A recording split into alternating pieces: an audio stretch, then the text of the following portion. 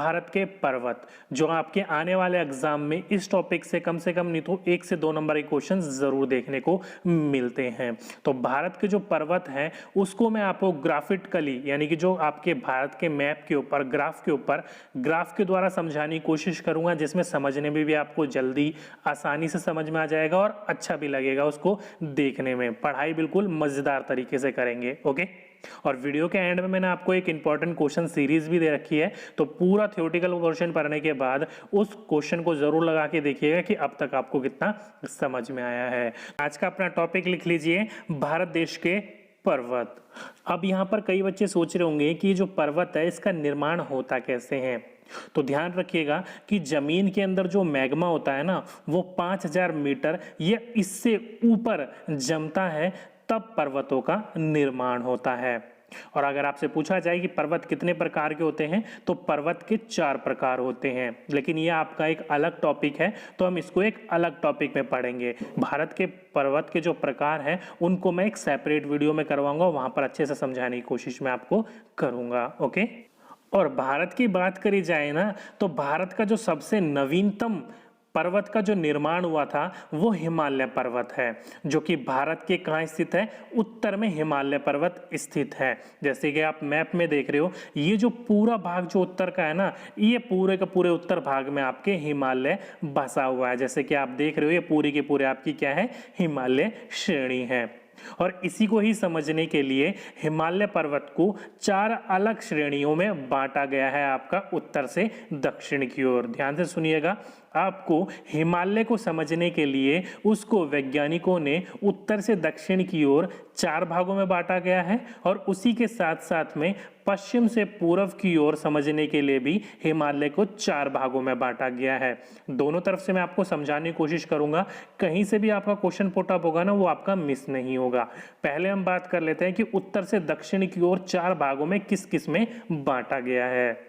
अगर हिमालय के 4 भागों में से उत्तर से दक्षिण की ओर में जो पहला भाग आपका आता है, वो आपका ये वाला भाग है, जो वो पहला भाग कहलाता है, जिसको ट्रांस हिमालय के नाम से जाना जाता है। ओके, और साथ ही साथ में ध्यान रखिएगा, ये जो ट्रांस हिमालय है, इसी के में आपका भारत की जो सबसे ऊंचा दर्रा है ना, काराकोरम दर्रा, इसी हिमालय में ही आपका स्थित है, जम्मू एंड कश्मीर में। ओके, और यहीं पर ही इसी ट्रांस हिमालय में ही जो कि आपका काराकोरम दर्रा है, इसी में ही आपकी जो है वो सबसे ऊंची चोटी, ध्यान रखिएगा, भारत की सबसे ऊंची चोटी स्थित है आपकी, जो कि कौन सा है, जिसको आप K2 गार्डविन ऑस्टिन के नाम से भी जाना जाता है। तो अगर आपसे पूछा जाए कि भारत की सबसे ऊंची चोटी कौन सी है, तो ध्यान रखिएगा K2 गार्डविन ऑस्टिन जो है वो भारत की सबसे ऊंची चोटी है, और विश्व की दूसरे नंबर की सबसे ऊंची चोटी है, जिसकी हाइट पूछी जाए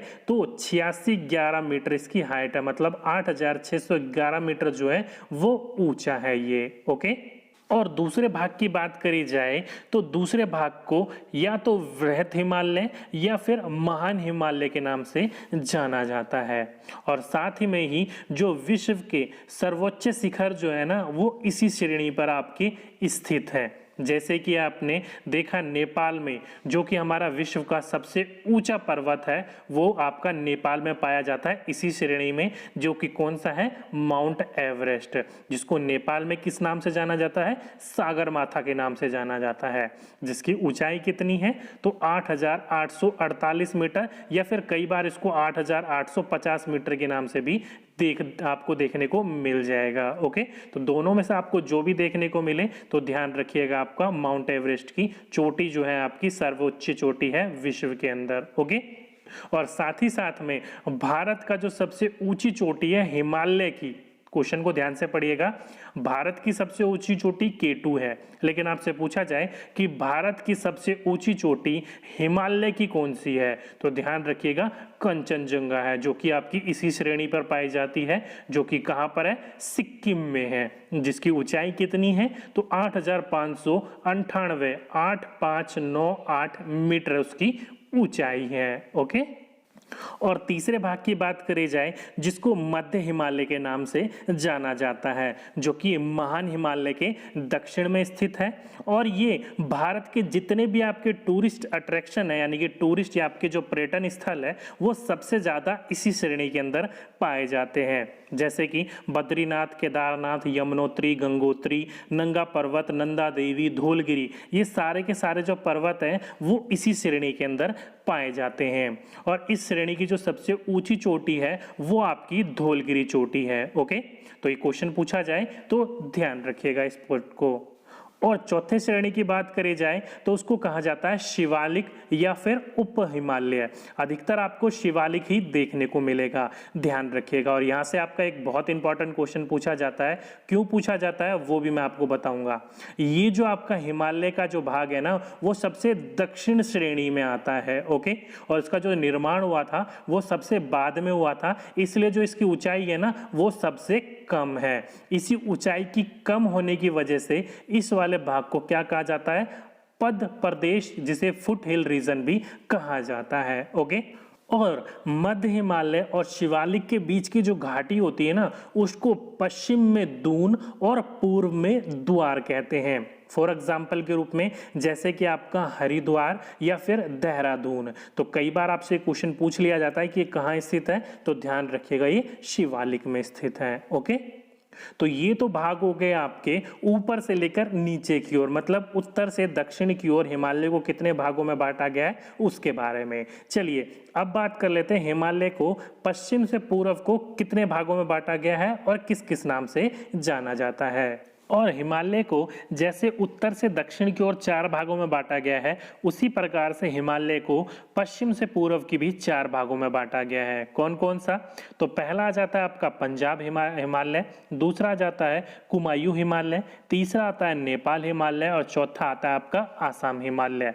अब यहाँ से क्वेश्चन पूछ लिया जाता है कि पंजाब हिमालय कहाँ से कहाँ तक है, कुमायूं कहाँ से कहाँ तक है, नेपाल कहाँ से कहाँ तक है, या आसाम कहाँ से कहाँ तक है, या फिर इसकी लंबाई पूछ ली जाती है, या फिर आपसे पूछ लिया जाएगा कि नेपाल हिमालय की सबसे ऊंची चोटी कौन सी है। तो इन सभी चीजों को एक एक करके क्लियर करने की कोशिश करते हैं। ओके, चलिए पहले बात कर लेते हैं हम पंजाब हिमालय की। तो पंजाब हिमालय जो आपको मैंने पढ़ाया था इससे पहले नदियों के बारे में, तो आपको सभी को पता है जो जम्मू कश्मीर से होते हुए जो सिंधु नदी जाती है और इसके पूरब में जो आपकी सतलज नदी है।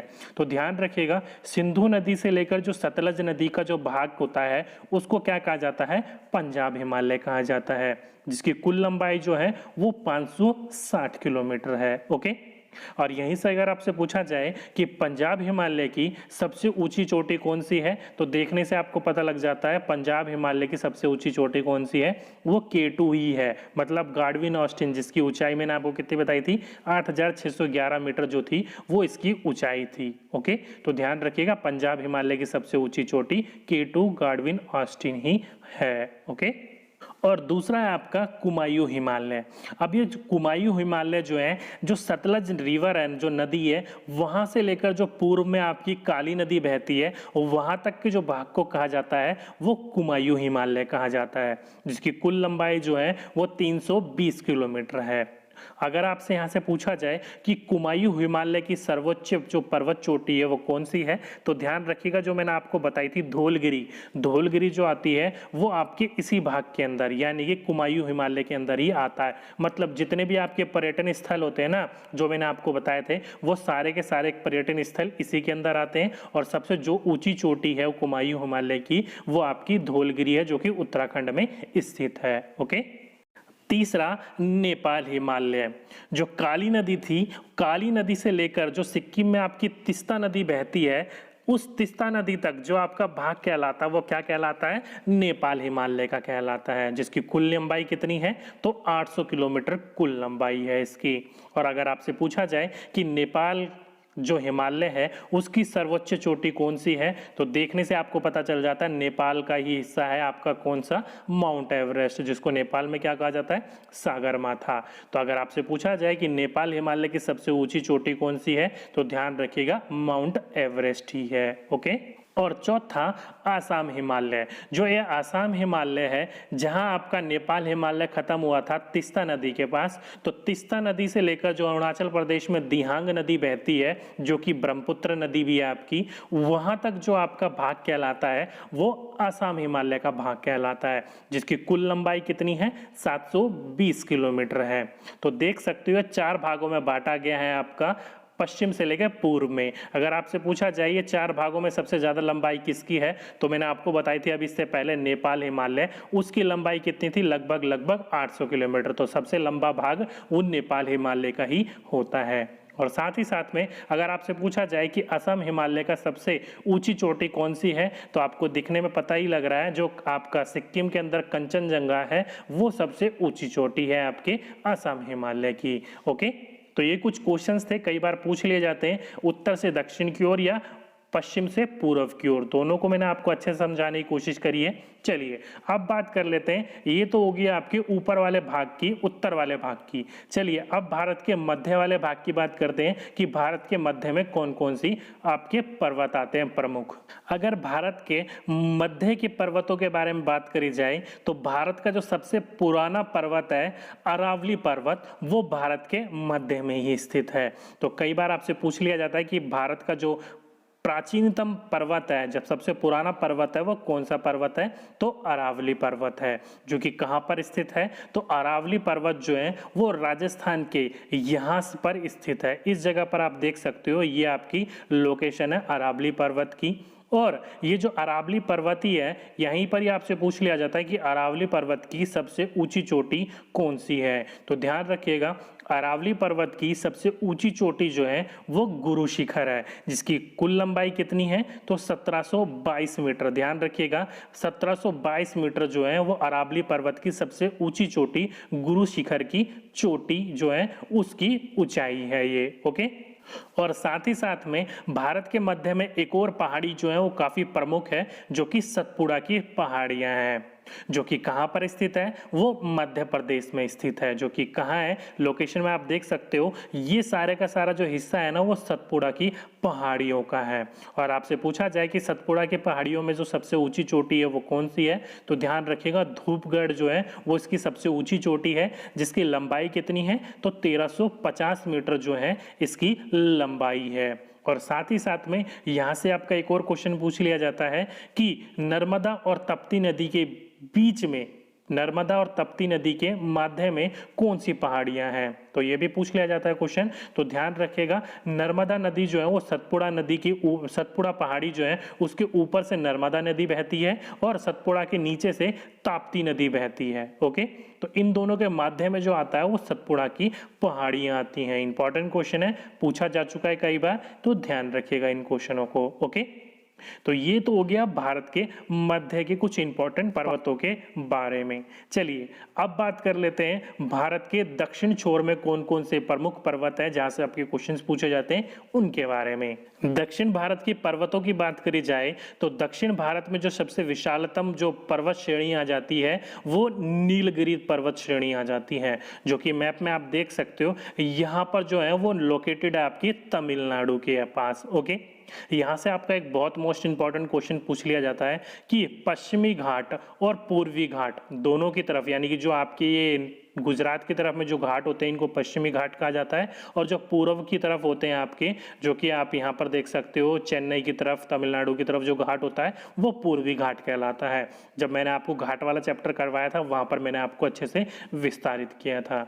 यहाँ से क्वेश्चन बहुत पूछ लिया जाता है कि पश्चिमी घाट और पूर्वी घाट जहां पर ये दोनों मिलते हैं वह कौन सी पर्वत श्रेणियां आती हैं, तो ध्यान रखिएगा पश्चिमी घाट और पूर्वी घाट जो है वो नीलगिरी पर्वत श्रेणी के पास में ही आकर मिलती है। तो नीलगिरी ध्यान रखिएगा। ओके, और साथ ही साथ में अगर आपसे पूछी जाए कि नीलगिरी पर्वत श्रेणी की सबसे ऊंची चोटी कौन सी है, तो ध्यान रखिएगा डोडा बेटा। ओके, नीलगिरी पर्वत श्रेणी की सबसे ऊंची चोटी जो है वो डोडा बेटा है, जिसकी ऊंचाई कितनी है, तो उसकी ऊंचाई है 2637 मीटर, 2637 मीटर जो है वो सबसे ऊंची चोटी है आपके नीलगिरी पर्वत की।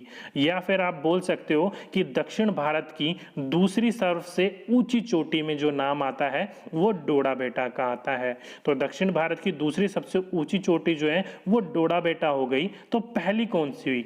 तो इसी के नीचे आ जाती हैं आपकी अन्नामलाई की पहाड़ियां। ओके, ये नीलगिरी पर्वत के नीचे आ जाती है अन्नामलाई की पहाड़ियां। वो अन्नामलाई की पहाड़ियां जो हैं वहीं पर ही आपकी एक चोटी है जिसको अन्नामुद्री के नाम से जाना जाता है। किस नाम से जाना जाता है? अन्नामुदी पर्वत के नाम से जाना जाता है। वो जो चोटी है वो दक्षिण भारत की सबसे ऊंची चोटी है, जिसकी ऊंचाई कितनी है?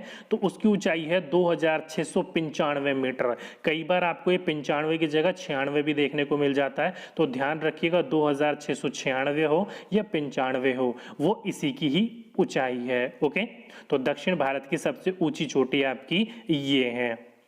इसी के नीचे आ जाए हम, तो इसके नीचे आ जाती हैं आपकी इलायचियों की पहाड़ियां। तो कई बार आपने सन्ना पूछ लिया जाता है आपसे क्वेश्चन कि दक्षिण के सबसे नीचे वाले छोर पर कौन सी आ जाती हैं। तो पहले आ जाते हैं नीलगिरी, उसके बाद आ जाती हैं आपकी अन्नामलाई की पहाड़ियां, उसके बाद आ जाती है आपकी इलायची की पहाड़ियां जिसको कार्डमम हिल भी कहा जाता है। ओके, और उसके नीचे आ जाती है आपकी नागरकोइल। ओके, ध्यान नाम रखिएगा इनको सीक्वेंस में। ऊपर आती है नीलगिरी, फिर आता है आपका अन्नामलाई की पहाड़ियां, फिर आती है इलायची का पहाड़ियां, और फिर लास्ट में आ जाती है नागरकोइल। इसके नीचे कुछ नहीं है लास्ट पर्वत श्रेणियों में। ओके, तो कई बार यही क्वेश्चन पूछ लिया जाता है कि दक्षिण भारत में सबसे आखिरी छोर पर कौन से पर्वत श्रेणी आती है। तो नागरकोइल जो है वो सबसे लास्ट है, उसके बाद कोई भी श्रेणी नहीं है भारत के अंदर। ओके, तो ये थी आपकी दक्षिण भारत की कुछ प्रमुख चोटियां। ये तो होगी भारत की बात। अब बात कर लेते हैं भारत में जो द्वीप है, जो कि अंडमान निकोबार है और साथ ही साथ में लक्षद्वीप है। यहाँ पर जो है वो सबसे ऊंची चोटी कौन सी है? तो अंडमान निकोबार की बात करी जाए तो अंडमान निकोबार की सबसे ऊंची जो चोटी है वो आपकी चोटी है सैंडल पीक। नाम ध्यान रखिएगा, अंडमान जो आपका द्वीप है, हमारा आइलैंड है, उसकी जो सबसे ऊंची चोटी है उसका नाम क्या है? सैंडल पीक है। और वहीं पर ही हम अपने लक्षद्वीप समूह की बात करी जाए तो लक्षद्वीप में जो सबसे ऊंची चोटी है वो है नारचो। दोनों को ध्यान रखिएगा, आइलैंड है, यहां से भी क्वेश्चन पूछे जा सकते हैं। तो अंडमान निकोबार की सबसे ऊंची चोटी है सैंडल पीक और आपकी लक्षद्वीप की सबसे ऊंची चोटी है नारचो। ओके, तो ये थे भारत के आपके प्रमुख पर्वत जहां से आपके क्वेश्चंस बार बार रिपीट या फिर पूछे जाते रहते हैं। चलिए, ये तो हो गया हमारे थ्योरेटिकल पोर्शन की बात। अब यहां से क्वेश्चंस किस प्रकार के होते हैं, इन क्वेश्चंस को लगा के देखिएगा जो मैंने आपको दे रखे हैं कि अब तक आपको ये थ्योरेटिकल पोर्शन कितना समझ में आया है। ओके, तो आज का पहला प्रश्न है आपका कि हिमालय पर्वत श्रेणी की निम्न में से किस राज्य का हिस्सा नहीं है। तो हिमालय पर्वत जो श्रेणी जो मैंने आपको बोली थी पश्चिम से लेकर पूर्व की तरफ निकलती है, इनमें से किस राज्य का हिस्सा नहीं है? उत्तर प्रदेश, सिक्किम, हिमाचल प्रदेश या आसाम का? तो ऑप्शन नंबर फर्स्ट देखते ही लगा लेना चाहिए था, क्योंकि उत्तर प्रदेश, देखिए उत्तर प्रदेश और जो उत्तराखंड है दोनों पहले कभी एक हुआ करते थे, लेकिन उत्तराखंड अब अलग हो गया है, उत्तर प्रदेश अलग हो गया है। तो हिमालय पर्वत श्रेणी की जो श्रृंखला है, जो श्रेणी है, वो उत्तर प्रदेश का राज्य का हिस्सा नहीं है। तो ऑप्शन नंबर फर्स्ट इसका बिल्कुल सही आंसर था।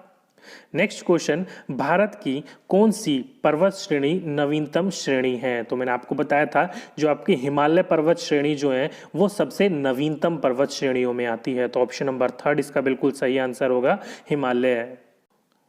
नेक्स्ट क्वेश्चन, हिमालय का पद प्रदेश, ध्यान रखिएगा जिसे इंग्लिश में फुट हिल रीजन, पद प्रदेश आपसे पूछा जाए कि निम्न में से किस स्थान से जाना जाता है, तो जो आपके हिमालय को उत्तर से लेकर आपका दक्षिण की तरफ 4 भागों में बांटा गया था, जिसका सबसे लास्ट वाला भाग जो शिवालिक कहलाता है, उसी वाले भाग को पद प्रदेश या जिसे आप फुट हिल रीजन भी कहते हो, जिसकी ऊंचाई क्या है? सबसे कम है, इसलिए उसको फुट हिल रीजन, पद प्रदेश भी कहा जाता है। तो ऑप्शन नंबर 4 इसका बिल्कुल सही आंसर था। नेक्स्ट क्वेश्चन, भारत का सबसे ऊंची पर्वत चोटी कौन सी है? तो भारत की पूछी गई है, तो कौन सी है? K2 गार्डविन ऑस्टिन जो है वो भारत की सबसे ऊंची चोटी है। तो ऑप्शन नंबर फर्स्ट इसका बिल्कुल सही आंसर है। और अगर आपसे पूछा जाए कि विश्व की, तो ध्यान रखिएगा माउंट एवरेस्ट है विश्व की सबसे ऊंची चोटी, और फिर गार्डविन ऑस्टिन है, यानी कि विश्व की सबसे पहली ऊंची चोटी है माउंट एवरेस्ट और दूसरी है Godwin Austen. Okay, next question, Nanda Devi स्थित है, तो नंदा देवी पर्वत जो है वो कहाँ स्थित है? तो वो उत्तराखंड में स्थित है। तो ऑप्शन नंबर सेकंड इसका बिल्कुल सही आंसर था। नेक्स्ट क्वेश्चन, माउंट एवरेस्ट को नेपाल में किस नाम से जाना जाता है? तो मैंने आपको बोला था माउंट एवरेस्ट विश्व की सबसे ऊंची चोटी है, जिसको नेपाल में किस नाम से जाना जाता है? सागर माथा के नाम से जाना जाता है। तो ऑप्शन नंबर सेकंड इसका बिल्कुल सही आंसर होगा। ओके, नेक्स्ट क्वेश्चन, निम्न में से कौन सी भारत की सबसे प्राचीन पर्वत श्रेणी है? तो दो क्वेश्चन यहाँ से पूछ लिए जाएंगे आपसे। सबसे नवीनतम तो हमारी हिमालय हम सभी को पता लग गया, और सबसे प्राचीन पर्वत श्रेणी मैंने आपको कौन सी बताई थी? तो जो आपकी राजस्थान की तरफ आपकी थी वो कौन सी थी? तो अरावली पर्वत। तो अरावली पर्वत जो है वो सबसे प्राचीन यानी कि पुरानी पर्वत श्रृंखला है आपकी। और आपसे पूछा जाए कि ये कहाँ पर स्थित है, तो ध्यान रखिएगा राजस्थान में इसका ज्यादातर भाग स्थित है। ओके, नेक्स्ट क्वेश्चन, अरावली पर्वत का सर्वोच्च शिखर कौन सा है? तो सर्वोच्च शिखर मैंने कौन सा बताया था आपको? तो वो था गुरु शिखर। तो ऑप्शन नंबर थर्ड इसका बिल्कुल सही आंसर था। नेक्स्ट क्वेश्चन, दक्षिण भारत की सबसे ऊंची चोटी है, तो अब दक्षिण भारत की पूछी गई है। तो सीरियल वाइज मैंने आपको बताया था कि कौन सी चोटी किस तरफ आती है और सबसे एंड वाला भाग कौन सा होता है। तो दक्षिण भारत की सबसे ऊंची चोटी का नाम आए तो वो कौन सा है? अन्नीमलाई के पहाड़ियों में कौन सी थी? अन्नामुद्रई, जो थी आपकी दक्षिण भारत की सबसे ऊंची चोटी। तो ऑप्शन नंबर थर्ड इसका बिल्कुल सही आंसर है, अन्नामुदी। ओके, ये आपकी दक्षिण भारत की सबसे ऊंची चोटी है। नेक्स्ट क्वेश्चन, पश्चिम घाट और पूर्वी घाट को किस पर्वत श्रेणी पर मिलते हैं? तो पश्चिमी घाट और पूर्वी घाट जो दोनों तरफ से आते थे वो कौन सी पर्वत श्रृंखला श्रेणियों पर मिलते थे? तो वो नीलगिरी पर्वत के पास मिलते थे। तो ऑप्शन नंबर सेकंड इसका बिल्कुल सही आंसर है। नीलगिरी के बाद ही आपका क्या आता था? अन्नामलाई की पहाड़ियां आती थी।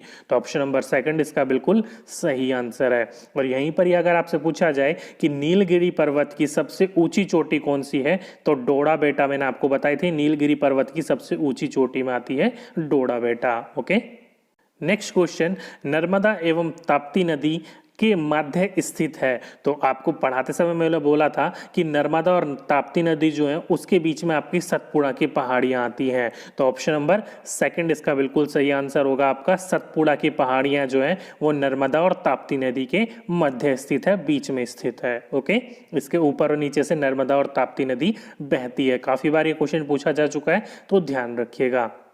नेक्स्ट और लास्ट क्वेश्चन आज का, कि अंडमान निकोबार द्वीप समूह की सर्वोच्च पर्वत चोटी है। तो अंडमान निकोबार की जो सबसे ऊंची पर्वत चोटी कौन सी बताई थी मैंने आपको? Sandal peak. तो ऑप्शन नंबर फर्स्ट इसका बिल्कुल सही आंसर है। और वहीं पर ही आपसे पूछा जाए कि लक्षद्वीप की सबसे ऊंची पर्वत चोटी कौन सी थी, तो नारचो सबसे ऊंची चोटी थी लक्षद्वीप की। तो दोनों क्वेश्चन यहीं पर ही देख लेना आप, अंडमान निकोबार के सैंडल पीक और आपकी जो आपके इस तरफ पड़ जाती है पश्चिम साइड जो कि लक्षद्वीप है, आइलैंड है, वो उनका कौन सा सबसे ऊंची चोटी है, तो नारचो उनकी सबसे ऊंची चोटी है। ओके, तो ये था आज का पूरे का पूरा आपका टॉपिक, जो कि आपकी भारत की प्रमुख चोटियां या फिर माउंटेन्स या फिर पर्वत आप बोल सकते हो। ओके, तो दोस्तों आज की वीडियो में बस इतना ही। अगर वीडियो अच्छी लगी हो तो नीचे जाके वीडियो को लाइक करना ना भूलिएगा और अपने दोस्तों के साथ शेयर करना ना भूलिएगा। और साथ ही साथ में अगर आपने चैनल को अब तक सब्सक्राइब नहीं कर रखा तो जल्दी से सब्सक्राइब कर लीजिए, और उसके साथ में जो बेल आइकन होगा उसको भी दबा दीजिएगा, ताकि आने वाली वीडियोस का नोटिफिकेशन आपको टाइम टू टाइम मिलती रहे। तो दोस्तों आज की वीडियो में बस इतना ही। आपसे फिर मुलाकात होगी नेक्स्ट वीडियो में। जब तक के लिए जय हिंद, जय भारत।